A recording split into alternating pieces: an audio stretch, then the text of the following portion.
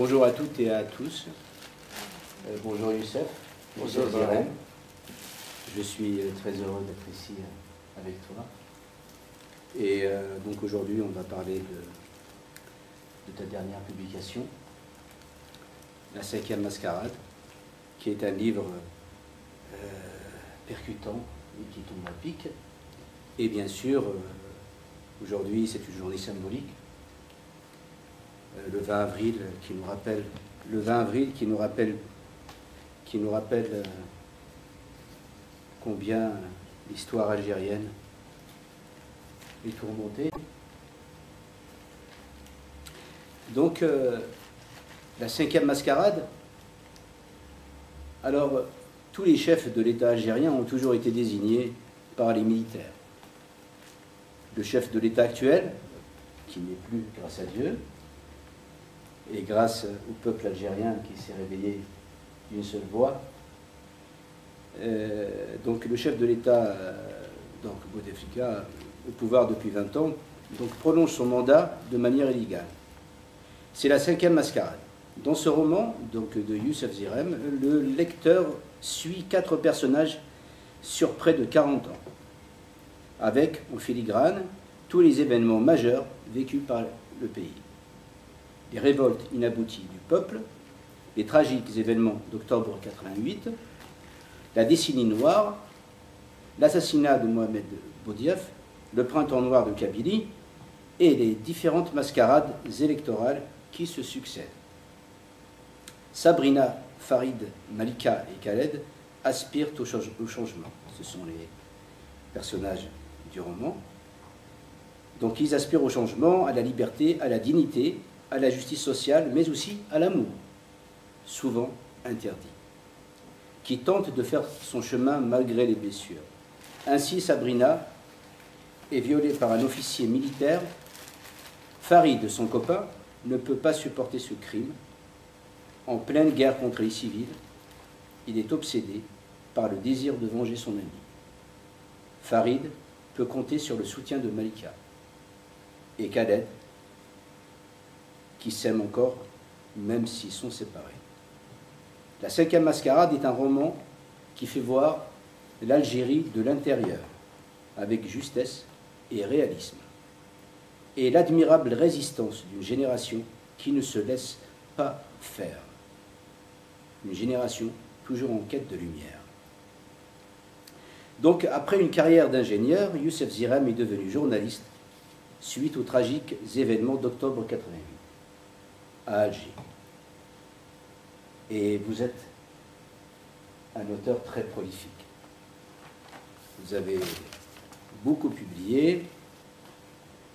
Donc je peux citer Les Enfants du brouillard, qui est un recueil de poésie publié en 1995, L'âme de Sabrina en 2000, Autrefois, La mer nous appartenait, qui est aussi un recueil de poésie, en 2001, La guerre des ombres, un livre qui a eu beaucoup de succès et qui se trouve dans les plus grandes bibliothèques du monde. C'est un essai publié en 2002. Je garderai ça dans ma tête. Aussi un recueil de poésie publié en 2003. La vie est un grand mensonge, un roman édité en 2005, Le chemin de l'éternité en 2009, Le semeur d'amour en 2012,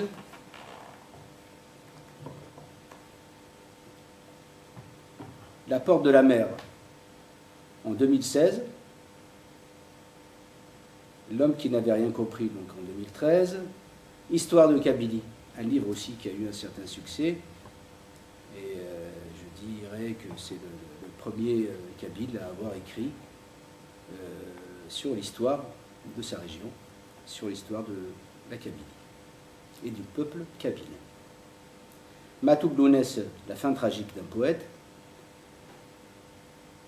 en 2018, et Les étoiles se souviennent de tout, en 2018 aussi, ce qui montre combien vous êtes prolifique, monsieur Zirem. Alors, je vais vous lire la note de lecture que j'ai faite concernant la 5e Mascarade, un livre que j'ai beaucoup aimé, une note de lecture qui a été publiée par un journal en ligne qui fait parler de lui, Afrique du Nord News.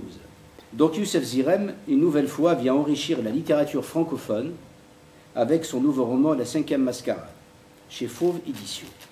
Nous pouvons dire que c'est un livre qui tombe à pic quand on voit les événements heureux qui se déroulent en Algérie, qui sont porteurs d'espoir. La 5e Mascarade est un roman qui émerveille par sa force et interpelle le cœur et l'esprit par sa lucidité. On retrouve des personnages qui se débattent dans le souci de la vie de tous les jours, dans une société inégalitaire où même l'amour semble interdit. Un livre poignant, un hymne à la liberté, à l'espoir, dans cette époque trouble de toutes les déchirures, où la lumière peine à percer, les ténèbres imposées par l'absurde et le non-sens. Un roman qui dépeint les illusions et les désillusions d'une jeunesse blessée, de l'Algérie, de l'indépendance à nos jours. Face à l'une des plus féroces dictatures au monde, la résistance est toujours là. L'amour aussi. La soif de liberté hante tous les esprits, ce qui laisse entrevoir un avenir qui peut être meilleur. La folie et la déraison tentent de faire plier les cœurs et les esprits sans toutefois y parvenir. Le lecteur s'identifie parfois au personnage et se sent proche de Sabrina, Malika, Farid, que nous n'avons pas envie de quitter tant nous sommes touchés par leur quête d'idéal et de justice. L'histoire, bien que romanesque, paraît si réelle. Au fur et à mesure qu'on avance et qu'on tourne des pages, on découvre le soleil sauvegardé au fond des cœurs qui donne l'énergie vitale pour œuvrer dans la bonne direction, mais aussi la lutte pour effacer les atmosphères funèbres qui empoisonnent le quotidien. Un peuple qui semble usé par les années noires d'obscurantisme, où l'impensable, la démesure, nourrissent la terreur qui façonne le quotidien d'un pays livré aux hyènes, où les valeurs sont déchiquetées.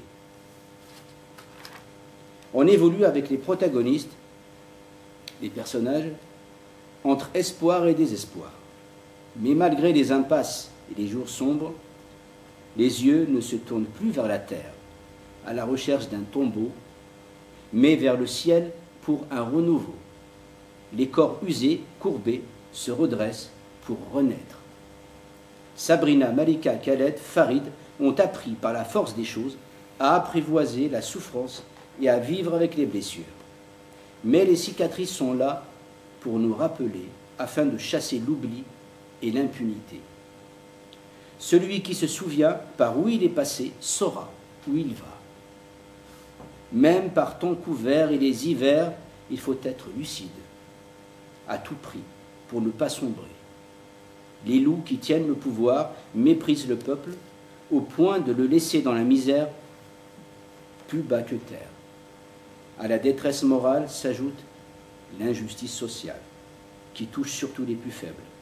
La dictature a instauré la terreur et l'infamie. Les protagonistes réussissent malgré tout à tenir le cap à l'image d'une jeunesse sacrifiée, mais toujours debout. Youssef Zirem réussit, avec art et magie, un élan salvateur pour transfigurer les souffrances de tout un pays, dans un style limpide, poétique et épuré, qui nous rappelle les plus grands écrivains comme William Faulkner, Émile Zola, Mouloud Firaoun ou Albert Camus, où le verbe, chez ces auteurs que je viens de citer, le verbe est porté, élevé, mis à nu, pour ne dire que l'essentiel, loin du superflu, pour ne saisir que le vraisemblable, la vérité. Youssef Zirem, malgré un style qui, à première vue, peut paraître des plus libres, par sa fluidité, applique au roman une rigueur quasi scientifique pour peindre, comme le peintre, une fresque psychologique d'une société malade où les inégalités sociales sont criardes, où les maux sont multiples. Youssef Zirem sait que le salut n'est pas dans la fuite lâche, mais dans la résistance et la lutte pour se libérer des chaînes de la dictature qui érigent l'oppression et la barbarie.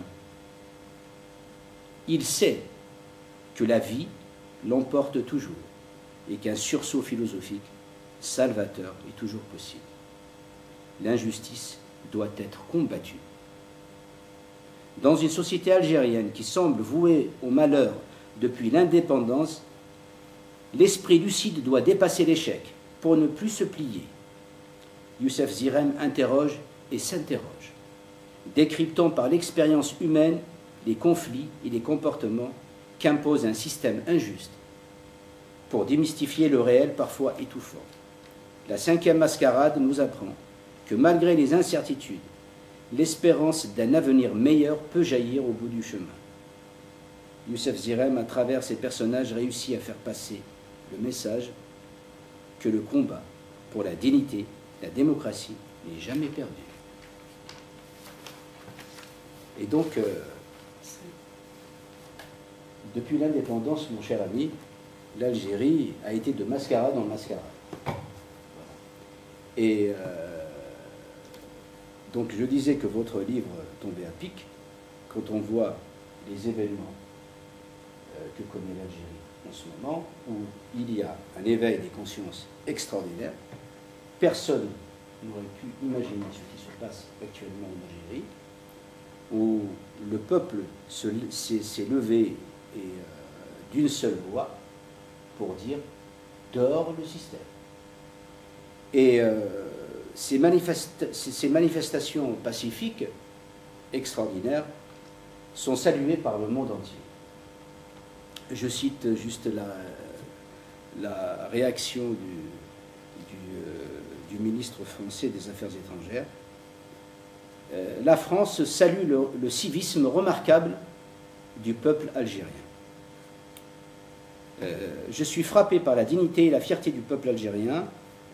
Il y a un civisme remarquable, a commenté le ministre des Affaires étrangères, Jean-Yves Le Drian.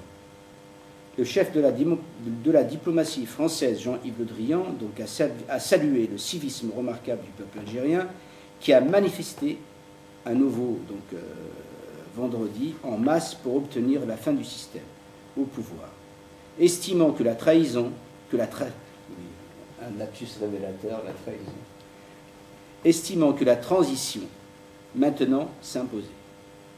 Je suis frappé de la dignité et de la fierté du peuple algérien.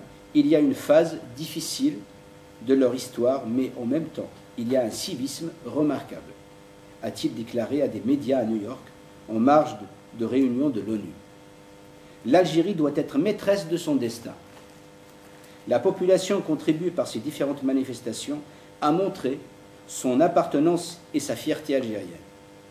Il faut donc que le processus qui va se mettre en œuvre de transition, qui maintenant s'impose, puisse se dérouler dans les meilleures conditions, a ajouté le ministre français. Je fais tout à fait confiance au peuple algérien pour résoudre cette difficulté, a-t-il conclu. Mon cher ami. Donc, toute cette effervescence et tous ces événements heureux ne sont pas tombés du ciel. Il y a eu un terreau. Et le terreau, c'est le printemps gabon. Voilà, on peut parler du printemps 80. Donc, qu'en pensez-vous? Merci, Brahim.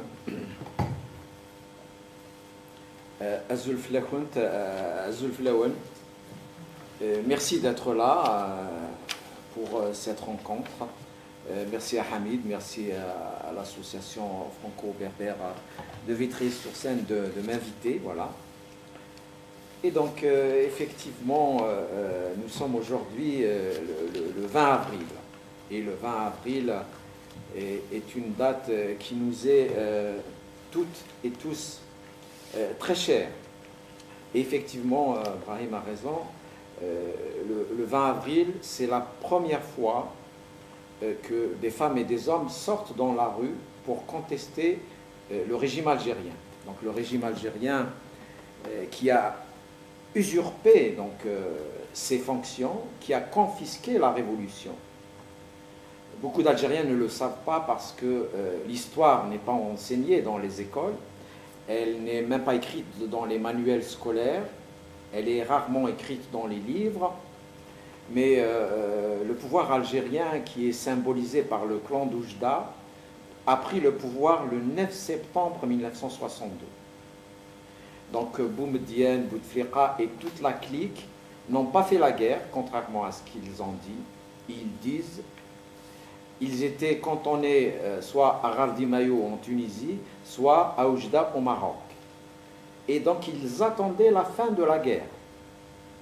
Et quand la guerre est terminée, ils sont rentrés avec leurs armes, ils ont fait la guerre contre les vrais maquisards.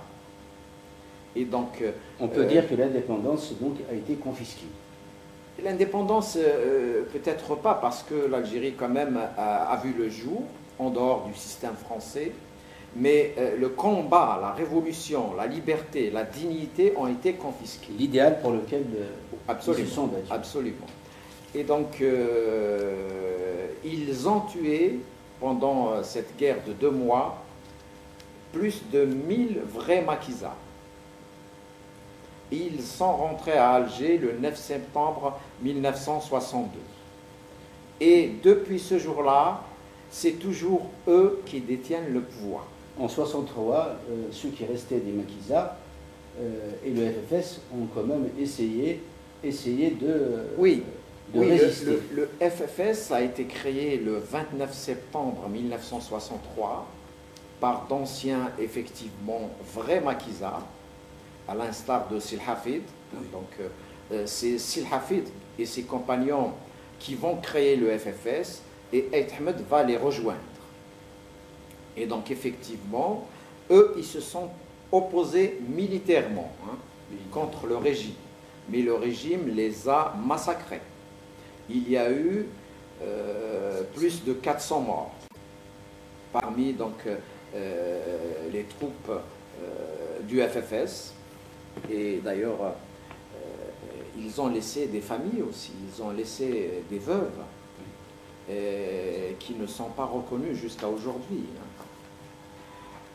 Ça, c'est les histoires un peu terribles de l'Algérie, entre guillemets, indépendante. Et donc, je disais, la première manifestation pacifique dans la rue, c'est le printemps amazi. Donc le 20 avril 80, c'est le premier mouvement populaire d'opposition aux autorités. C'est le premier mouvement qui conteste l'ordre établi. Voilà. Et il a l'origine, c'est que donc il y a eu la conférence. C'est ça qui a la conférence qui a été interdite. Ça, à mon avis, c'est ce qui a fait, c'est la goutte qui a fait déborder le vase. Hein, bon, parce que c'était le 10 mars 80. Oui. Donc il y a eu. Mouloud Mamri a été empêché de faire cette conférence sur la poésie kabyle ancienne. Et bien avant cela, donc, il y a eu des gens qui ont milité contre ce système. Donc il y a eu dans les universités algériennes des gens qui revendiquaient la liberté, qui luttaient souvent de manière clandestine, qui revendiquaient aussi l'amazérité du pays, hein, donc qui a été donc, complètement occultée. Il y a eu aussi l'Académie berbère à Paris, qui a beaucoup œuvré pour la réhabilitation de la dimension amazigh de toute l'Afrique du Nord. Et donc effectivement, le grand écrivain, paix à son âme, Mouloud Mamri, avait sorti donc un livre en France, Poème kabyle ancien, et donc le comité universitaire du centre universitaire de Tizi Ouzou, à cette époque-là, ce n'était pas encore une université, hein, c'était un centre universitaire. Donc il y avait un comité autonome qui n'était pas affilié ni à l'UNGA ni au FLN, qui a décidé d'inviter Mouloud Mamri. Et donc Mouloud Mamri est venu tranquillement à l'université de Tizi Ouzou parler de son livre de la poésie kabyle ancienne. Et donc il est intercepté en cours de chemin par la sécurité militaire et sur ordre du wali de Tizi Ouzou, lui signifiant qu'il ne peut pas faire cette conférence au centre universitaire de Tizi Ouzou. Et que l'ordre venait d'Alger. Bien sûr, bien sûr. Et donc, Mouloud Mamri a dit aux étudiants que les autorités ne veulent pas que je fasse cette conférence. Et c'est là que les étudiants ont été révoltés et donc ont protesté, d'abord au sein de l'université elle-même, mais tout de suite après, la nouvelle s'est propagée dans toute la Kabylie. Et pratiquement toute la Kabylie, principalement les lycéens, les collégiens et les étudiants, vont se révolter contre cette façon de procéder du pouvoir. Hein. Donc, il y aura des arrestations, il y aura les fameux 24 détenus qui vont être arrêtés, qui seront libérés quelques mois après. Mais c'est la première fois qu'il y a une conscience de contestation. C'est-à-dire que au départ, le régime du colonel Boumedienne, qui a pris le pouvoir par un coup d'État le 19 juin 1965, avait installé la peur. C'était un régime entièrement contrôlé par la sécurité militaire et les gens avaient peur de parler même chez eux. Même chez eux, ils avaient peur de dire à leurs frères parfois que peut-être nous sommes amazirs, que peut-être ça serait bien qu'il y ait un peu plus de liberté.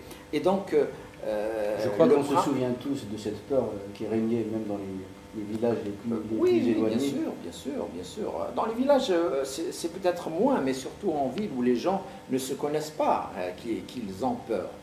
C'est-à-dire, tout le monde sait que la sécurité militaire est omniprésente, et donc tout le monde avait peur, et parce que des fois, il y avait des gens qui disparaissaient. C'est ça. Des gens disparaissaient, et on ne savait pas qu'est-ce qu'ils devenaient. C'est ça la dictature, en fait, c'est une dictature féroce. Mais donc, le printemps amazigh a sonné un peu le glas de ce système. Et effectivement, tu as raison, Brahim, de dire que ce qui se passe aujourd'hui en Algérie, qui est exceptionnel, qui est porteur de beaucoup d'espoir, résulte au fait de toutes ces luttes. C'est-à-dire tous les gens qui ont lutté font qu'aujourd'hui, il y a une conscience qui veut que le peuple vive dans la dignité, dans la liberté. Donc, après le printemps amazigh, le printemps kabyle, le printemps berbère de 1980, il y a eu des événements en 1986 dans les universités de Sétif et de Constantine aussi, qui ont contesté le régime. Il y a eu les tragiques événements d'octobre 88, où l'armée algérienne a tiré sur la population et a tué officiellement 600 personnes. Ce qui est terrible. Et donc, après 88, il y a eu une forme d'ouverture du système qui a permis l'apparition de partis politiques, l'apparition de journaux libres, qui existent d'ailleurs jusqu'à aujourd'hui. Et donc, le régime n'a pas changé. Il y a eu aussi donc, les tragiques événements du printemps noir de Kabylie, qui se sont déroulés de l'année 2001 jusqu'à 2003, où il y a eu 128 personnes assassinées par les gendarmes algériens et 2000 blessés graves. Et donc tout cela a probablement donné l'éveil, le sursaut qu'il y a aujourd'hui dans la société algérienne. Et puis la réflexion linguistique, qu'il ne faut pas oublier, qui a été surtout portée par des intellectuels.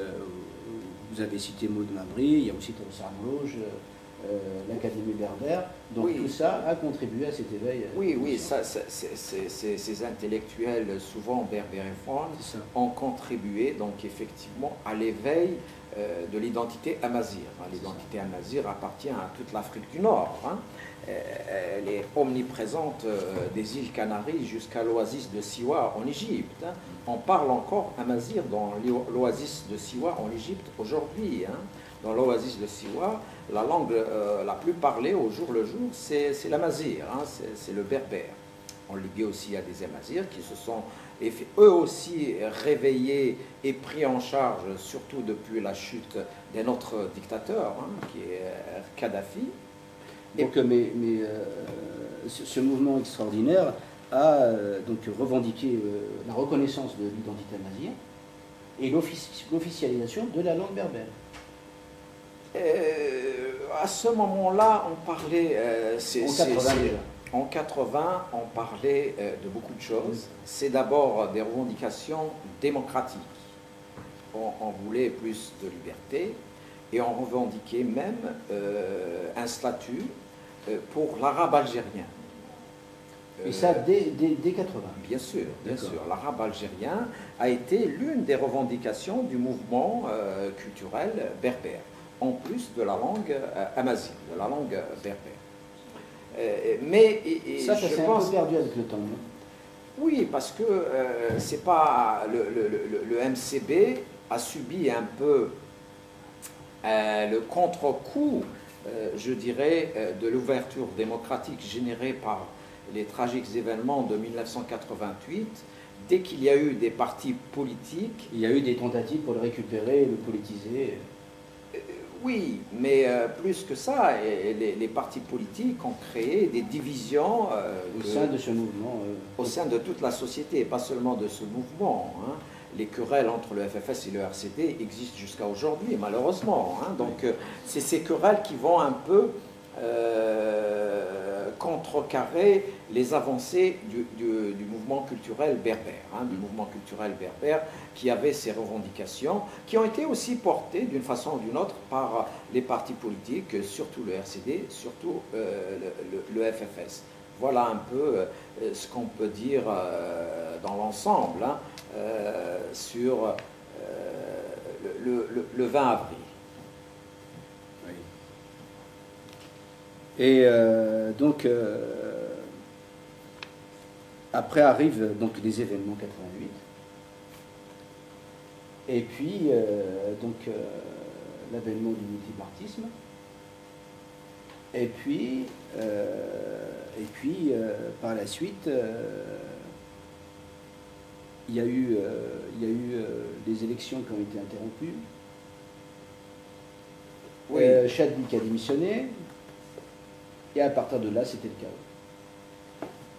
Oui, ça c'est l'histoire un peu récente de l'Algérie. Donc effectivement, le pays a été plongé dans un cycle de violence multiple à partir du mois de janvier 92.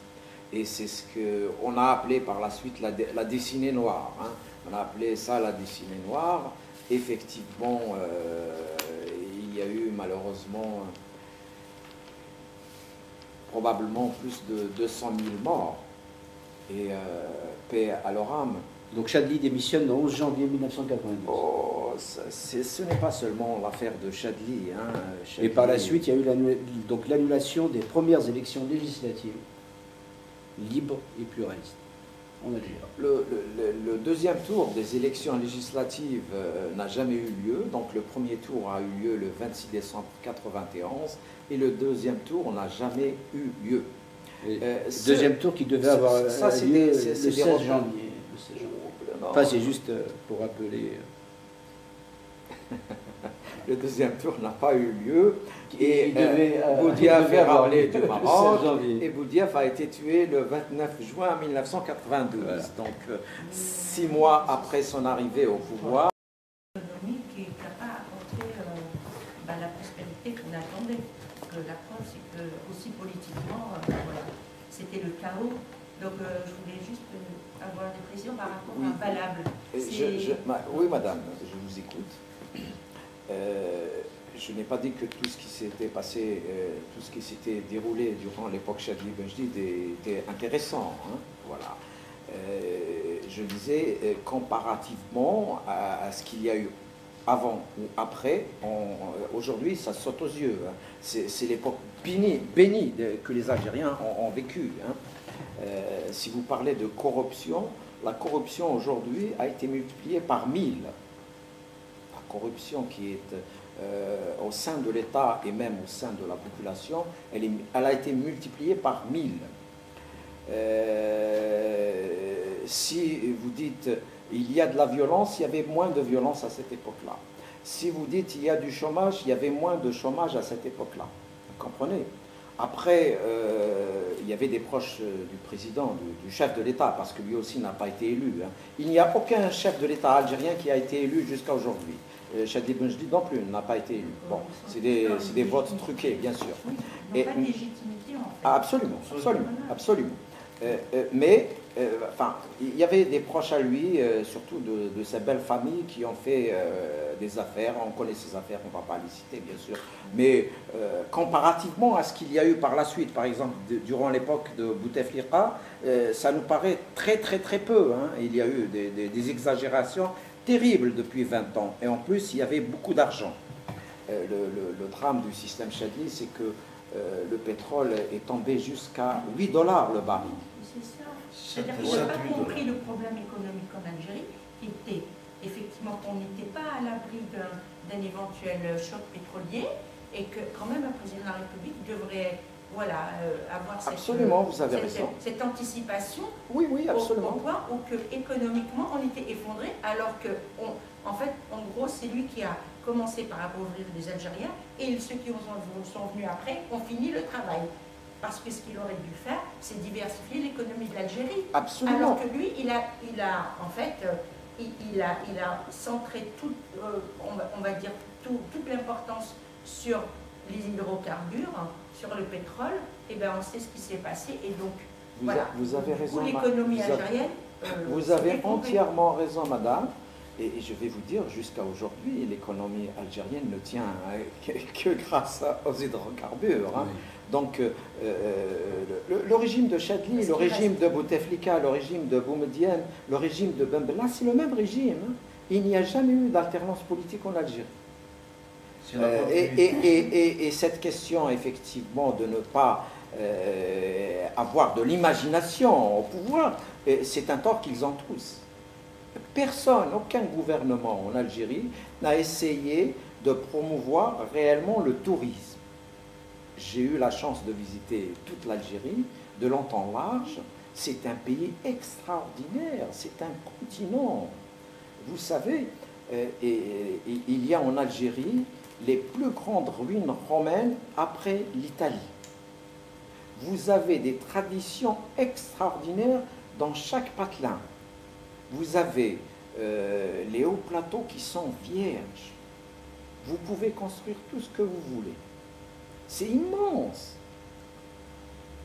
Et donc, ce qu'on peut reprocher au régime Chadli, on peut le reprocher à tous les régimes qui se sont succédés.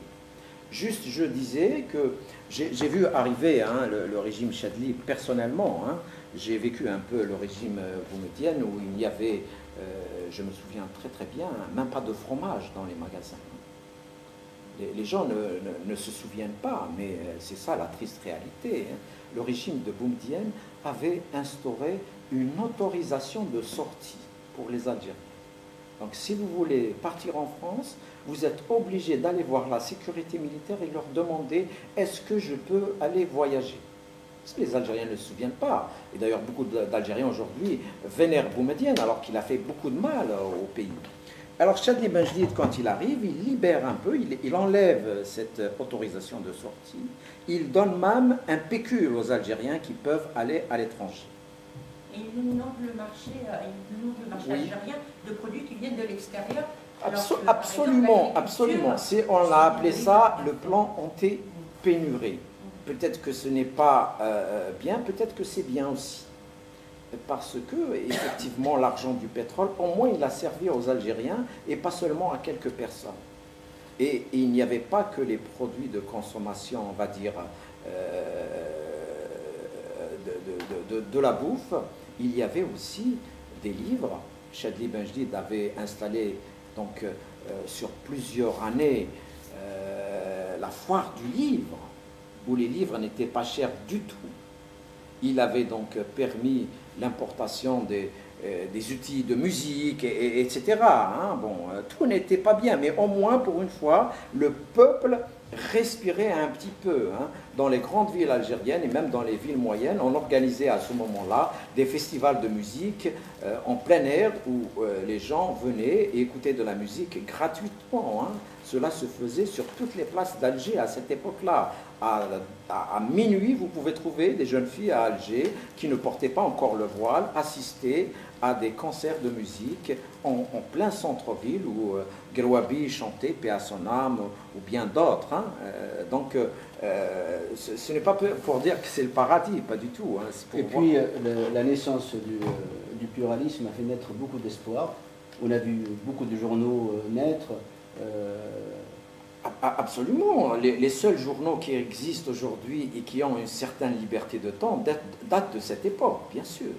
D'ailleurs, vous-même, vous avez quitté une carrière prometteuse d'ingénieur en hydrocarbures, je ne sais pas, pour venir dans le journalisme, oui, parce que vous avez cru à cette liberté. Mais je crois toujours à la liberté, voilà. Même aujourd'hui, bien sûr. Effectivement, moi j'étais ingénieur d'État, j'ai fait l'Institut algérien du pétrole, je travaillais à la Sonatrach, j'étais même à la direction générale de la Sonatrach, et j'ai quitté la Sonatrach pour devenir journaliste, parce qu'effectivement, je me suis dit que c'est probablement un moyen de pouvoir arriver à une Algérie démocratique, libre, où tout le monde vivrait dans la dignité, où personne ne serait marginalisé. Nous avons tous cru à l'époque à cette liberté naissante, mais et là je dirais que l'Algérie a raté un rendez-vous avec l'histoire, avec l'arrêt du processus électoral.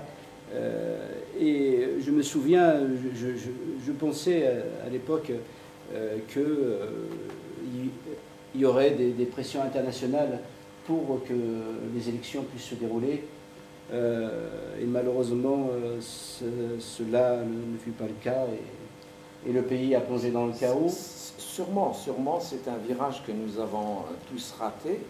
Mais il ne faut pas croire aux puissances internationales. Les puissances internationales ne croient qu'à leurs intérêts économiques. Hein. Donc, il ne faut pas se faire d'illusions. Je me souviens d'une petite anecdote. Je discutais avec un journaliste à l'époque et qui me disait « Oui, vous avez bien fait d'arrêter le processus électoral. Le fils est un danger pour la démocratie, est un danger. » Je lui dis « Mais... imaginez qu'en France, le Front National remporte les élections. Est-ce que vous arrêterez le processus électoral ?» Il me dit non, la France est une démocratie. Voilà. Donc là, on peut tout comprendre que les grandes puissances, en fait, jouent leurs intérêts. Il ne faut pas compter dessus. Absolument. C'est toujours facile de refaire l'histoire après coup. Hein. Bon. C'est pourquoi ils ont fait barrage au Front National en 2002. Démocratiquement, oui. Démocratiquement. Et pourquoi on n'a pas fait ça en 91, par exemple? Justement, bien sûr. On aurait pu... Avec le recul, on aurait pu surtout éviter les 200 000 morts. 200 000 morts. Nous aurions pu discuter entre nous et faire comme ont fait les Tunisiens. Les Tunisiens nous ont donné une leçon quelques années après. Donc, je rappelle que la Tunisie a chassé Ben Ali du pouvoir le 14 janvier 2011. Ils ont instauré une transition. Ils sont allés aux élections. La première fois, les islamistes ont gagné, on va dire. Ils ont été au premier rang. Ils ont laissé le Parlement aux islamistes. Ils ont refait l'élection une année et demie après et les islamistes ont été battus. Et il n'y a pas eu 200 000 morts en Tunisie. Voilà. Donc les Tunisiens nous ont donné une leçon. Et j'espère qu'un jour, nous autres Algériens, on va la retenir parce que nous aussi, je pense que nous sommes appelés à vivre une transition Je pense que nous sommes appelés à se tolérer les uns les autres. Je pense que nous sommes appelés à construire un vivre ensemble, malgré nos différences. Et nos différences sont notre richesse, en fait. Bien sûr. J'avoue que moi, j'ai écrit dans un journal au début de l'année 92, en janvier 92, que j'avais écrit que les responsables se trompaient et qu'il y aura malheureusement beaucoup de sang qui va couler. Et le temps m'a donné raison, mais ça n'a rien servi. Hein. Donc les gens qui avaient la force, aidés par certains hommes politiques qui ont allumé les violences, ne serait-ce que verbalement, ont donc guidé les uns et les autres vers la violence. Et la violence, en réalité, ne construit absolument rien du tout.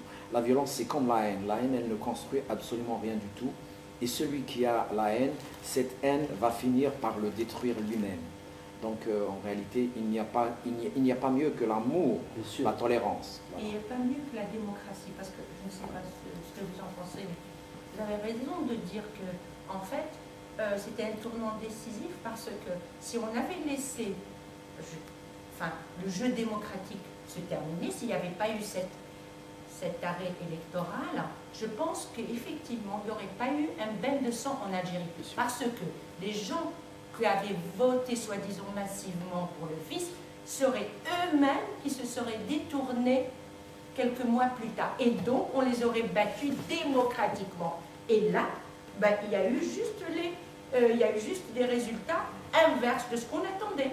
Absolument, voilà. On absolument. aurait pu avoir le même résultat avec moins de morts. Tout à On fait. les aurait... Parce que là, ça aurait été le peuple qui aurait dit non, et je suis sûre qu'il n'aurait pas fini de mandat. Et c'est les gens, parce que sur le terrain, on voyait bien comment ils manœuvraient. Et les gens l'auraient compris. Et c'est dommage, parce que le prix a été très lourd.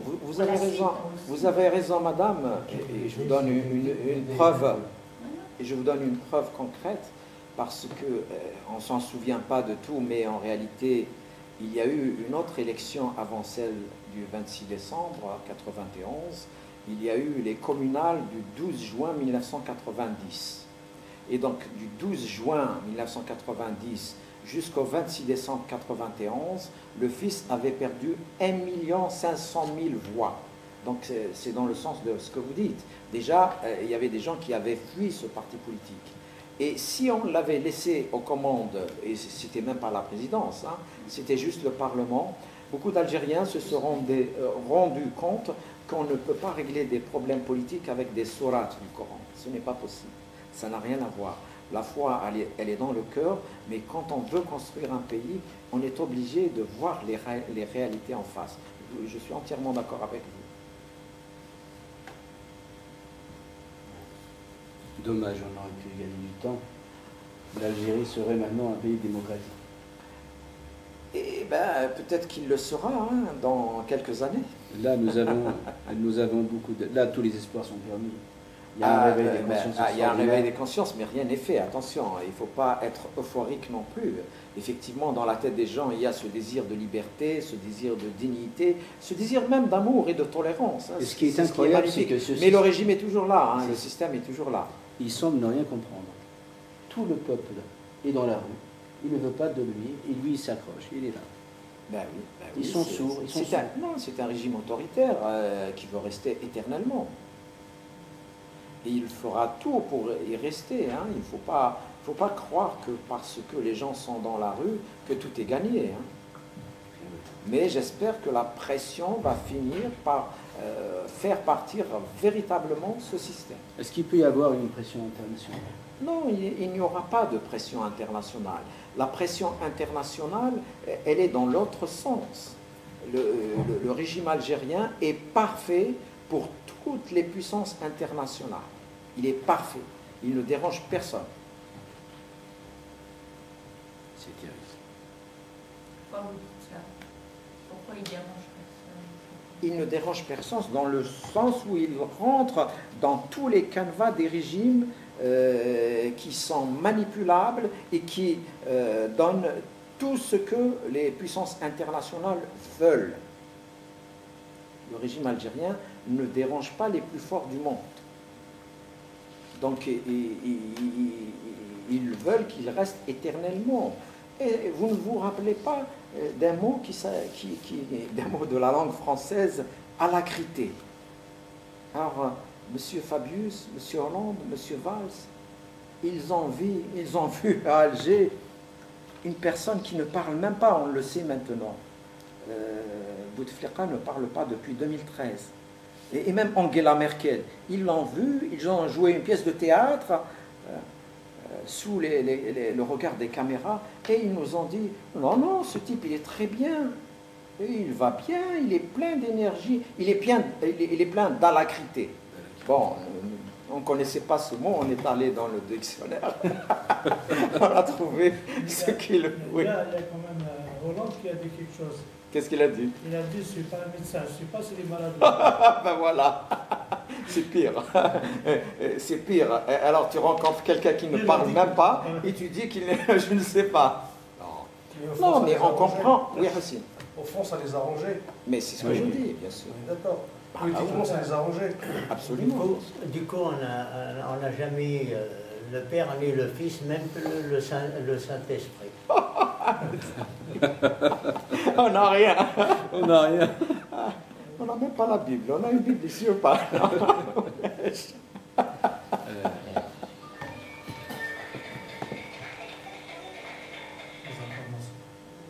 Donc, La cinquième mascarade, est-ce que ça...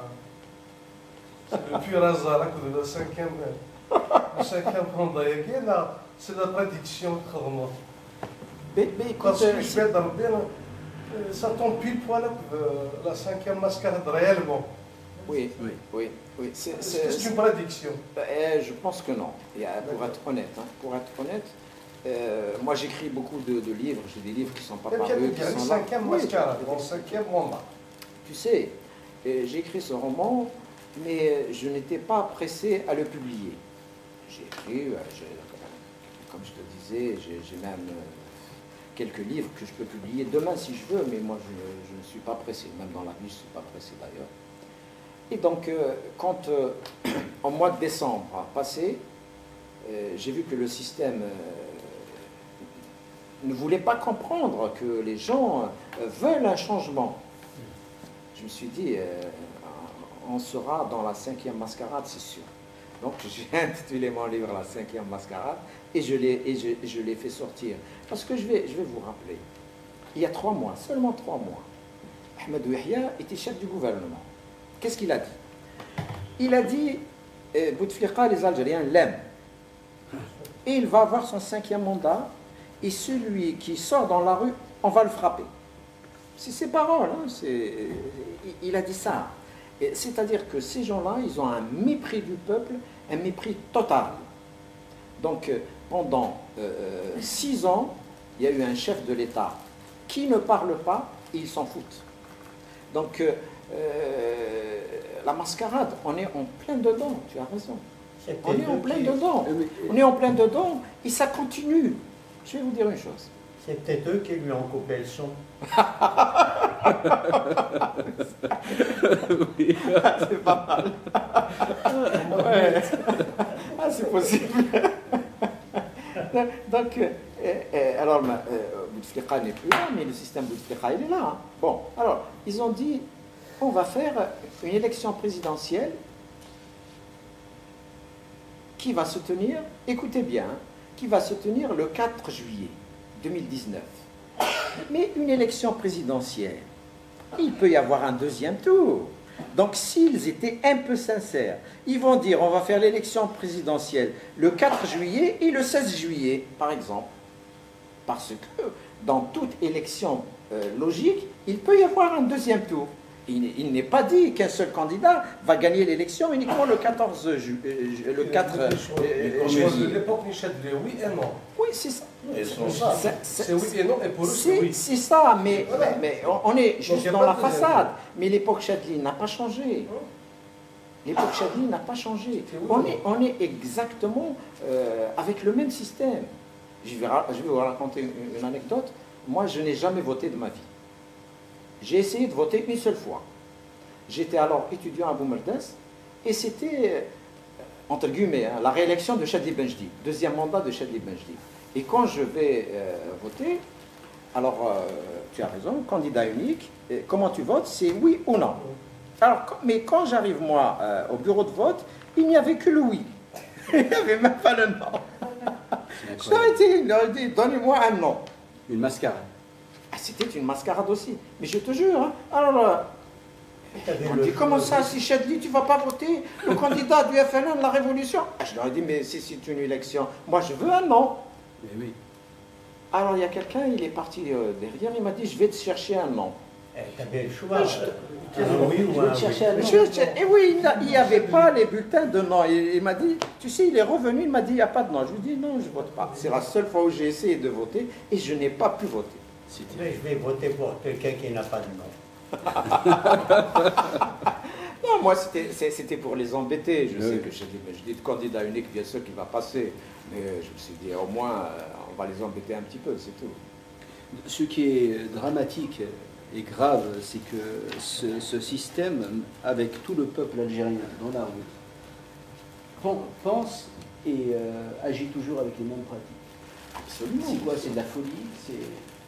C'est une folie, c'est une schizophrénie, mais en même temps, c'est des pratiques normales d'une dictature. Des calculs. Mais bien sûr, mais pour eux, tout est jouable. Pour eux, tout est jouable. Et d'ailleurs, pourquoi je disais tout à l'heure, je te l'ai dit il y a un mois, je l'ai dit il y a 2 mois, j'ai toujours dit, il faut être méfiant, il faut être vigilant. Pour l'instant, rien n'est gagné. Alors ce système, il peut se régénérer avec des gens qui ne sont pas soi-disant au pouvoir, mais c'est des gens du pouvoir réellement. Alors les Ali Ben Flis, les Ben Bitour, il y a plein de gens qui sont des pions centraux du système. Merci. Et qui aujourd'hui osent dire qu'ils sont des opposants. Ce ne sont pas des opposants. Donc on va les présenter. C'est pour ça le général Ali Erdiri qui veut être le président à tout prix, c'est tous des éléments du système. Et ces gens-là sont contents. Et certains sont pressés qu'il y ait l'élection, entre guillemets, du 4 juillet. Et chacun d'eux pense qu'il sera le candidat du système. Et donc il va devenir président. Incroyable. Donc c'est de la poudre aux yeux. Oui, c'est la poudre aux yeux. Oui, madame. Quand même, est-ce que vous ne pensez pas que, compte tenu du sursaut qu'on voit là, qui ne s'est jamais mis en place en Algérie depuis l'indépendance, c'est la première fois quand même que le peuple entier brave le système. Est-ce que vous ne pensez pas qu'il faille justement trouver quelqu'un, ou est-ce que vous pensez qu'il y aura quand même quelqu'un qui va sortir, non pas des caciques du pouvoir, hein, mais des jeunes là qui soient vraiment valables, hein, pour reprendre un petit peu votre expression de tout à l'heure. Qu'est-ce que vous en pensez, vous? Parce que vous semblez un peu plutôt pas très optimiste. Non, non, je suis toujours optimiste. Moi, je vais vous dire. Cette jeunesse, on se dit quand même, on finira par avoir quelqu'un. Non, c'est pas quelqu'un. Le souci, ce n'est pas quelqu'un. Vous savez, madame, il y a des centaines de milliers de femmes et d'hommes en Algérie qui peuvent diriger 100 fois mieux que Bouteflika. Et sans exagérer. Hein. Ce n'est pas ça le problème. Le problème, est-ce que le système va permettre cela? Moi, je suis optimiste, je suis même ravi de ce qui se passe en Algérie, parce que pour une fois, l'idée de liberté, l'idée d'alternance, l'idée de l'amour de l'autre, l'idée de la solidarité, de la générosité, elle est dans les esprits. Et moi, je crois aux idées. J'ai toujours dit à mes amis, il ne faut aduler personne, il ne faut pas croire aux personnes, surtout pas aux politiques, surtout pas aux hommes politiques, et dans tous les pays du monde. Croyez, merci, croyez à l'idée, à la pensée que développe un homme politique. Et aujourd'hui, cette idée de pluralisme, cette idée de liberté existe dans la société algérienne. Je pense que l'Algérie ne sera plus celle d'avant le 22 février, c'est impossible. mais je sais que ce système peut encore faire perdre du temps au pays, à la société. Nous avons perdu 20 ans avec Bouteflika. Vous savez, madame, moi, quand Bouteflika est parachuté au pouvoir, j'étais journaliste en Algérie, j'étais au quotidien La Tribune. Et donc, 15 jours ou 20 jours avant la mascarade électorale, la première mascarade électorale, donc on est au début avril 1999. Donc, j'ai un jour été chargé de boucler le journal, La Tribune. Donc, j'étais censé donc revoir tous les papiers et envoyer toute l'édition du journal à l'imprimerie. Et j'étais chargé d'écrire l'éditorial du journal. Donc, moi, j'ai fait mon travail et j'ai écrit mon éditorial à 23h45. Et je l'ai envoyé à l'imprimerie. À 23h45, j'étais seul au journal. Donc, personne ne pouvait lire mon éditorial. Et le lendemain, mon éditorial est sorti. Et j'ai dit, dans mon éditorial, et c'est bien, les écrits restent, on peut le retrouver aujourd'hui à la Bibliothèque nationale d'Algérie, j'ai dit que le plus mauvais choix, c'est Bouteflika. Et j'ai expliqué pourquoi il était mauvais. Je n'avais aucune haine envers lui, mais je connaissais son parcours. Je l'ai rencontré avant qu'il ne devienne chef de l'État. C'est quelqu'un qui parle, c'est un séducteur, mais qui ne maîtrise aucun dossier. C'est pour ça que j'ai dit que ce type est le plus mauvais choix, parce que Bouteflika n'a jamais cru à la démocratie, ni à la liberté, ni à la dignité des Algériens. Il s'est toujours cru qu'il était supérieur aux Algériens. Et avec aucun mérite. Il a été ministre à 25 ans, mais il n'a pas les bagages pour être ministre réellement. C'est juste un système autoritaire qu'il a imposé. Et donc le lendemain, le directeur de la Tribune, qui est un ami paix à son âme, Khairdine Amyar, il est venu, il me dit, Youssef, pourquoi tu as écrit cet éditorial? Il m'a dit, tu sais bien que c'est lui qui va passer chef de l'État. Je lui dis, Khairdine, je lui dis, c'est pour ça que je l'ai écrit, je sais que c'est lui qui va passer. Et c'est pour ça qu'il va rester. Alors Khairdine, c'était un bon ami, il m'a dit, écoute, viens, on va prendre un whisky. On est allé prendre un whisky. Il est intronisé chef de l'État le 16 avril 1999, au mois d'avril. Voilà, au mois d'avril. Et pendant 20 ans, on va faire 4 mascarades, et jusqu'à la 5e mascarade qui est devenue avec des prolongements, avec Ben Salah, avec probablement d'autres qui vont venir. On est toujours dans la mascarade, en fait, parce que le système ne veut pas changer. Si le système veut changer, les moyens sont possibles. Et si les décideurs veulent le bien de ce pays, ce n'est pas extraordinaire. Hein. Ils peuvent mettre une feuille de route très très simple. Moi, je leur donne une feuille de route. Moi, je ne suis pas un homme politique. Je n'ai jamais été ni dans un parti politique, ni dans une association. Mais je suis toujours les choses politiques. Ils parlent de la Constitution, mais ils n'ont jamais respecté la Constitution. Donc, il ne faut plus parler de la Constitution. Parce que s'ils avaient respecté la Constitution, ils n'avaient pas le droit d'annuler l'élection de ce mois d'avril. Il n'y a aucun article qui permet l'annulation de l'élection. Et il y a un seul cas de figure, c'est l'état de guerre. Et l'Algérie n'est pas en guerre. Donc, ils sont déjà out. Ils ne respectent pas la Constitution. Alors, s'ils veulent le bien de ce pays, ils peuvent désigner aujourd'hui une direction collégiale à la tête de l'État. Moi, j'aimerais qu'il y ait au moins 2 femmes à la tête de cette direction. Des gens crédibles, on peut trouver en Algérie. Ça serait bien qu'ils soient relativement jeunes, contrairement à ce qu'on parle de ramener encore une fois Yamin Zeroual, qui n'a rien fait à la tête de l'État,